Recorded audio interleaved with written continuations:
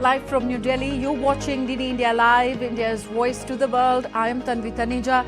Coming up in the next 30 minutes. Jammu and Kashmir witnesses enthusiastic voter turnout in the first phase of the assembly elections. Over 58% voters cast their franchise till 5 in the evening. India's cabinet accepts one nation, one election proposal to hold national and state elections simultaneously in 2 phases with a common electoral roll. US did not know about and was not involved in Lebanon blast incidents, says Secretary of State Blinken. Hezbollah vows to retaliate. Russia calls it an act of hybrid war.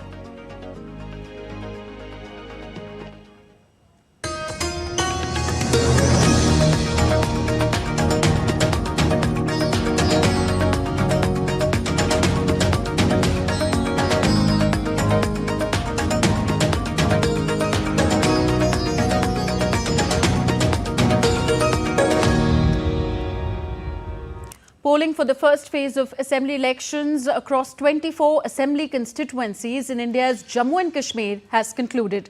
As per reports received so far, 58.19% voter turnout was recorded till 5 p.m. This is the first election in the Union Territory after the abrogation of Article 370 of the Indian Constitution. Special polling stations were set up in the national capital, New Delhi, for Kashmiri migrant voters. The assembly polls in Jammu and Kashmir are being held in 3 phases. The second phase will be held on September 25th and the third on October 1st. Votes will be counted on October the 8th. DD India's Tahir Nadeem Khan joins us from Bhadirwar, Doordarshan district in Jammu and Kashmir. Tahir, good evening from New Delhi. First of all, give us an overview of the voter turnout, and secondly, tell us, how do you assess the voter turnout today? What does it signal? The voter turnout remained very high as compared to previous election, any of the elections till date. If we see, the highest voter turnout was in Inderwal constituency, which at 81%. This figure is at 5 p.m. The final figures, when Election Commission of India will come with the final figure, it will go up to 82, 83, or maybe 85%. It is followed by then Nagseni Powder constituency. This is again of district Kishtwar, which remained militancy infested. There are terrorism, there are terrorist activities since last 5-6 months. But still in that area, it was around 79%, and it was followed by the district Doda West, where 75.67% polling was recorded, followed by Doda East, and finally Bhadirwar, which recorded around 67% of polling. Overall voting percentage in district Doda and district Kishtwar, it went around 70%, which was predicted. However, officials were claiming that they were hopeful that it will go up to 80%, but still 71%, and it will go up to 72-73%. It's the highest figure ever recorded in this part of Jammu and Kashmir. Never ever we have seen these kind of unprecedented polling. However, in Kashmir province, although the lowest voting was recorded in Tral constituency, which was 40.29%. But still, if we see the parliamentary election or previous election, there we were claiming that this is the major success, the 39% polling was recorded. But this time, Tral is the lowest, but that still is above 40%. It shows that the people believe in this democratic process. They have come in large numbers to exercise their franchise of vote, and overall atmosphere was good. There was no untoward incident was reported from anywhere in all the 24 constituencies, except a little scuffle, a heated argument which resulted in a little scuffle in Kishtwar Bagwan Mohalla, that polling station, but that was sorted out within 5-7 minutes. So overall, it was very peaceful. Yes, very peaceful polling, high voter turnout, except a few places. So overall, what does it signal about the future of administration in Jammu and Kashmir? Okay, we seem to have lost contact with Tahir Nadeem Khan. Tahir Nadeem Khan reporting on the J&K polls happening after almost a decade. Moving on, Union Cabinet of India, chaired by Prime Minister Narendra Modi, has accepted the proposal by panel headed by former President of India, Ramnath Kovind, to hold national and state elections simultaneously in the country. India's Minister of Information and Broadcasting, Ashwini Vaishnav, said that the recommendations would be implemented in 2 phases across the country. Extensive feedback से आया था कि there is a wide spread support for simultaneous elections in the country. There is a wide spread support for simultaneous elections in the country. इसीलिए NDA सरकार की cabinet ने आज सर्वसम्मति से इन रिकमेंडेशंस को एक्सेप्ट किया और इसका इम्प्लीमेंटेशन 2 फेजेस में होगा, जैसा कि कमेटी के रिकमेंडेशंस में है. फर्स्ट फेज में लोकसभा और असेंबलीज के इलेक्शंस को साइमल्टेनियस कराने का प्रयास होगा और उसके सेकंड फेज में लोकल बॉडी इलेक्शन से जो है ग्राम पंचायत, जिला पंचायत, ब्लॉक में पंचायत समिति और जितने भी अर्बन लोकल बॉडीज हैं, चाहे म्यूनिसिपैलिटीज हो, चाहे म्यूनिसिपल कमिटीज हो, चाहे म्यूनिसिपल कॉरपोरेशन हो, उन सब के लोकल बॉडी इलेक्शंस को with in 100 days of general elections में करवाना, जिससे कि एक बार में सारे इलेक्शन का प्रोसेस कंप्लीट हो और फिर 5 साल तक सब के सब मेहनत करके देश के निर्माण में लगे. The Cabinet also approved the building of the first unit of the Bharati Antariksh Station by extending the scope of the Gaganyaan program. Approval by the Cabinet is being given for the development of first module of Bharatiya Antariksh Station BAS-1 and undertake missions to demonstrate and validate various technologies for building and operating BAS. Besides, the Cabinet also approved the development of new, reusable, low-cost, next-generation launch vehicle. Third approve किया गया Gaganyaan follow on and development of our first Antariksh station, space station. ये program जो पहले programme approve हुआ था उसको काफी multiply करके, काफी बड़ा करके किया गया है. अब इसकी कॉस्ट 20,000 करोड़ की है और सारे के सारे जो मॉड्यूल्स इसके लिए डेवलप करने हैं वो सारे इसके अंदर इंक्लूड हुए. नेक्स्ट जनरेशन लॉन्च व्हीकल, अभी जो लॉन्च व्हीकल है वो 10 टन के लोड को, पे लोड को लेके जाता है, उसको 30 टन करने के लिए और उसमें नई टेक्नोलॉजीज जो आई हैं उन सबको लगाने के लिए ये मिशन अप्रूव हुआ है. Union Cabinet chaired by Prime Minister Narendra Modi approved the continuation of the 2 umbrella schemes of the Department of Biotechnology, DBT, merged as one scheme, Biotechnology Research, Innovation and Entrepreneurship Development, called BioRide, with the new component, namely biomanufacturing and biofoundry. The scheme has 3 broad components. Bio E3 के follow up में आज cabinet में माननीय प्रधानमंत्री जी की अध्यक्षता में approve हुआ है bio manufacturing and bio foundry. Bio manufacturing and bio foundry at an investment of 9,197 crore. The thought process again behind this is that we have achieved great success during the last 10 years in biotechnology, and that is why the entire world is today looking at India as one big country in which the talent can be channelized towards development of more biotechnology products and solutions. There's no more worrying about your kids' future as the Indian government comes up with new pension schemes for children called NPS Vatalia. It offers flexible contributions and investment options, allowing parents to make an investment of 1,000 rupees annually in the name of the child, thus making it accessible to families from all economic backgrounds. DD India's Anil Thomas reports.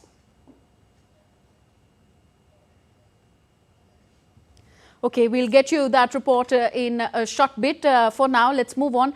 Indian Prime Minister Narendra Modi hailed the cabinet approving the proposal of holding simultaneous elections in the country. In a tweet on social media platform X, Prime Minister Narendra Modi complimented former President of India Ramnath Kovind for spearheading this effort and consulting a wide range of stakeholders. He said that this is an important step towards making Indian democracy even more vibrant and participative. On Chandrayaan-4, India's moon mission expansion, PM Modi said it would make everyone proud. Chandrayaan-4's proposal being cleared by the cabinet. He wrote that this would have multiple benefits, including making India even more self-reliant in space technologies, boosting innovation and supporting academia. He hailed the various other approvals given by the cabinet, one nation, one election being the foremost. And of course, he also wrote about India's Venus orbiter mission as well.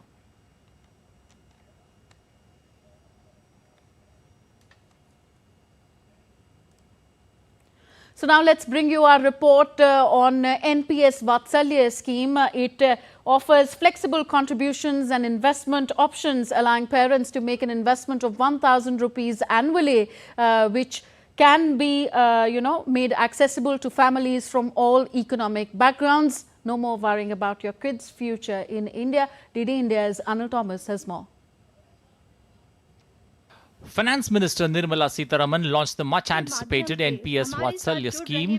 The initiative, introduced in budget of 2024, aims to financially secure children's future by encouraging guardians to invest in a pension account on their behalf. The alacrity and the speed with which both the Department of Financial Services and also the PFRDA have executed what was announced in the July budget in this kind of a speedy manner, I am pleasantly surprised.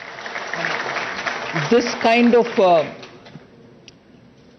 fulfilling what is said in the budget in a matter of a few months gives a lot of hope that budget speeches are not just read, but they are enacted upon and they are brought to the ground. At the launch, 75 locations across the country got more than 2,500 new NPS Vatsalya account holders. 9 children got their PRAN cards or permanent retirement account number from the Union Minister. For NPS Vatsalya scheme, it's a good scheme for minors. They have their earnings and they have to save their earnings from at the early age. And it's a very good scheme, and after that they will reach around their age, they will get some good pension and their lives for security. NPS Vatsalya is a new pension scheme designed for minors. It allows parents and guardians to invest as little as 1,000 rupees annually in a child's future, making it accessible to families across all income levels. वैसे अभी तो pension तो है नहीं, तो मुझे लगता है एनपीएस बहुत ही ज़्यादा ज़रूरी है। मेरा तो पहले से ही था, तो मैं इंतज़ार ही कर रही थी माइनर का भी कुछ लॉन्च हो। तो सर जैसे ही लॉन्च हुआ मैंने खुलवा दिया इनका और आज इस प्रोग्राम में इनवाइटेड है। Through long-term investments, the scheme aims to generate wealth with the power of compounding. Once a child turns 18, the account can be seamlessly converted into a regular NPS Tier 1 account. NPS Vatsalya highlights the Government of India's commitment in securing the financial future of children. Anil Thomas, DD India, New Delhi. India has launched the PME Drive scheme with a budget of 109 billion rupees to boost electric vehicle adoption in the country. It includes 36.79 billion rupees in incentives for 2- and 3-wheelers, ambulances, trucks and public transport vehicles. Replacing the FAME scheme, it will support 2.47 million electric 2-wheelers, 14,028 buses and more. Union Minister of India H.D. Kumaraswamy said that this is a step towards an electric future. This initiative has been key in advancing our nation towards a greener, more technologically advanced and economically prosperous future. The FAME scheme stands as clear proof of the government's unwavering commitment to reducing carbon emissions and advancing sustainable transportation. FAME India scheme, launched in 2015, has evolved significantly. The initial phase, FAME 1, which ran from 2015 to 2019, laid the foundation by focusing on market creation through demand incentives for electric and hybrid vehicles and establishing a limited charging infrastructure. You're watching DD India Live. Still to come on the show. US chip maker Intel cancels its investment plan to start a new chip factory in Germany. And Twiggy, Britain's 1960s fashion icon, turns 75 today.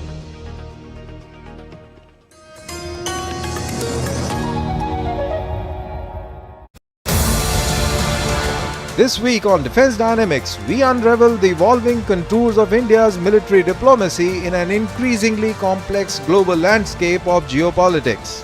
What do we make out of joint multinational military exercises like Exercise Tarang Shakti, Malabar, Yudh Abhyas and Indira? What this actually means in terms of real geopolitics. We will also tell you how the military diplomacy works towards building a self-reliant indigenous defense industry for India and much more. This Wednesday at 8:30 p.m. IST only on DD India.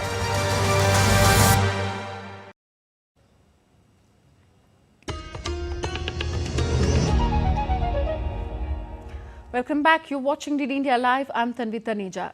India is taking giant strides in various sectors to become the third largest economy in the world. But there's more to it. Speaking at the 11th Public Affairs Forum of India, Ministry of I&B Secretary Sanjay Jaju emphasized the importance of strengthening India's global soft power. He highlighted that alongside food, shelter and clothing, entertainment has now become a basic need of every citizen. Yeah, indeed. In fact, the success of any government program actually depends on what we actually call it as Jan Bhagidari, which effectively translates into, whether you are able to disseminate the information as well as you are able to ensure that it's adopted and adapted by the citizens. But coming to the larger aspect of how to create an economy, and when you're talking about we being the 5th largest economy, and in few years we are going to be the 3rd largest economy.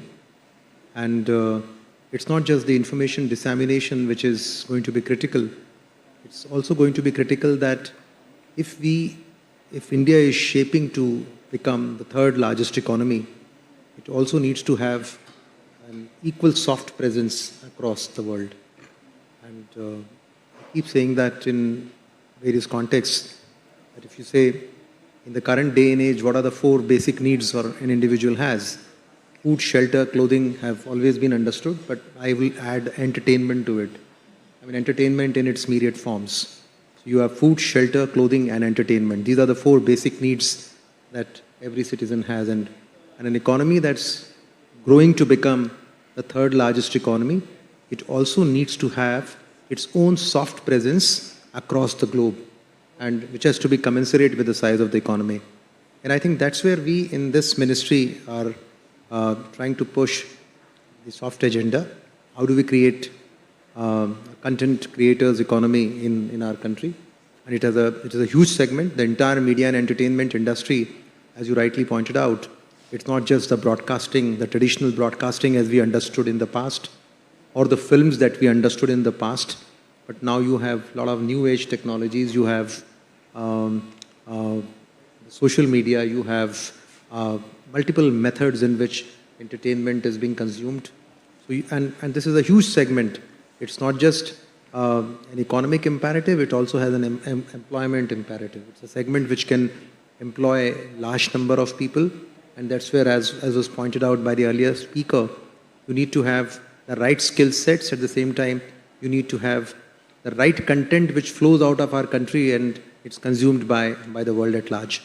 So effectively, the whole India story needs to be taken far and wide, and the media and the entertainment segment would definitely play a pivotal role. And when we look at the overall size of the economy, any economy that's been considered as a super economy has always had their soft soft power going up wide and across. I mean, US has been exporting its soft presence across the world, and we have a system in which traditionally Natya Shastra has been song, dance, drama, emotions has been part of our ethos, cultural ethos. We have a huge heritage, civilizational heritage, and it's important that we bring out the best out of that and take it to the world far and wide. I think that would be the story that I would like to push, being in the information and the broadcasting ministry. Besides, taking the various schemes of the government into the sector. The Indian state of West Bengal has witnessed a continuous decline in its economic performance, reveals a paper published by the Economic Advisory Council EAC to the Prime Minister. It also highlights continuous decline in its relative economic performance over several decades, and this is affecting the eastern part of the country. DD India's Vishal Barrister caught up with Sanjeev Sanyal, member EAC to the PM, who has done this research. This is a paper, as you can see, I've got it right here with me. It's called the Relative Economic Performance of Indian States. It's a report on the period from 1960-61 to 23-24. So it's over many decades. It comes up with many findings. It talks about, for example, how the southern states have done particularly well since 1991 reforms. It talks about how Gujarat has done specifically well since around about 2001. The consistent performance of Maharashtra. But one of the big findings of the report is the decline of West Bengal over decades. So if you went back to 1960-61, West Bengal was at that time 10.5% of India's GDP. Its per capita income was about 27% higher than that of the national average. Since then, it has continuously gone down. The percentage of West Bengal's share in the economy is down to 5.6%. So a decline over 7 decades, from 10.5% of the economy to 5.6% of the economy. Similarly, as I said, from being something like 27% above the national average in per capita income, being something like 15% below.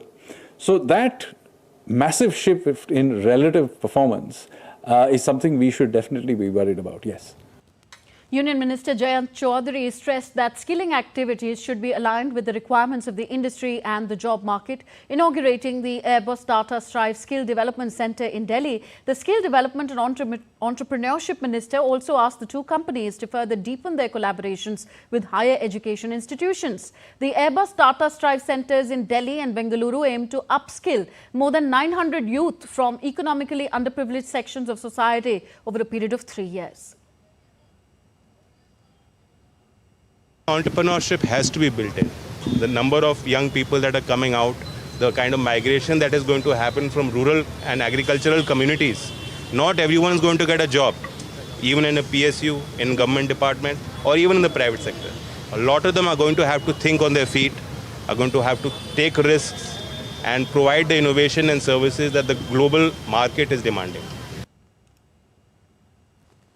At the 8th edition of India Water Week, a parallel running exhibition offers a unique platform for exhibitors to showcase innovative solutions aimed at achieving sustainable and equitable water development. This exhibition not only provides a chance to display cutting-edge technologies, but also serve as an excellent opportunity for networking, forming business partnerships and expanding into the rapidly growing Indian water market.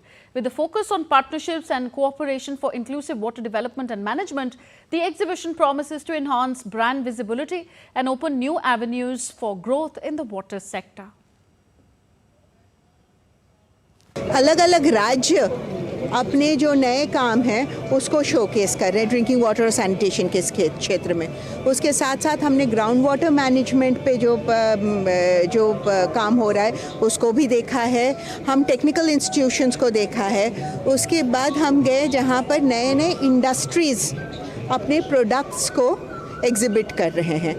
एक जो common thread है इन सब products का, ये सारे हैं more sustainable products. US Secretary of State Antony Blinken called on all parties to avoid escalating the regional conflict caused by the war between Hamas and Israel. Speaking in Cairo, Blinken said that the US had no knowledge of or involvement in these incidents, in which at least 9 people were killed and thousands injured by exploding pages in Lebanon. The United States did not know about, nor was it involved in these incidents, and we're still gathering the information and gathering the facts. Broadly speaking, we've been very clear, and we remain very clear, about the importance of all parties avoiding any steps that could further escalate the conflict that we're trying to resolve. US chipmaker Intel has cancelled one of its largest investments, a new chip factory in Germany planned at a cost of 30 billion euros. Lars Holter is with the Deutsche Welle and joins me from Berlin. Lars, what does missing out on the Intel investment mean for Germany?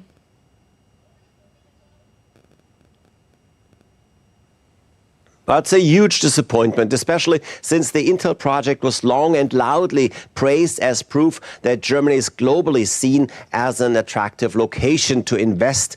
A few years ago, Tesla has built a gigafactory just outside Berlin, and this Intel plant would have been the next huge international project, very important especially for the eastern part of the country. More than 30 years after Germany's reunification, the former East Germany is still lagging behind the West economically. And hopes were high for projects like this chip plant to eventually overcome this rift. Another point, Germany wanted to have this chip factory here to gain a bit of independence in this future technology market, to be less dependent on suppliers from the US and Asia, there especially, of course, China. So that's why the government had planned to support Intel's investment to the tune of 10 billion euros even. Now, the question is, what will we do with all the money saved? Sounds like a luxury problem to have, but of course politicians can turn everything into a fight. Germany's finance minister wants to claw back those funds and use the money to strengthen the current budget. Others say the money should be invested, albeit in other projects, small and mid-sized companies. One idea, other projects would have been green energy, decarbonization, and generally supporting industries to become more sustainable and climate friendly. Synonymous with the late 1960s fashion, famed British model and actor, singer Twiggy turned 75 on Thursday. Twiggy, whose birth name is Leslie Hornby, has won 2 Golden Globe Awards and has earned Tony nominations. A documentary Twiggy will also be screened at the BFI London Film Festival next month.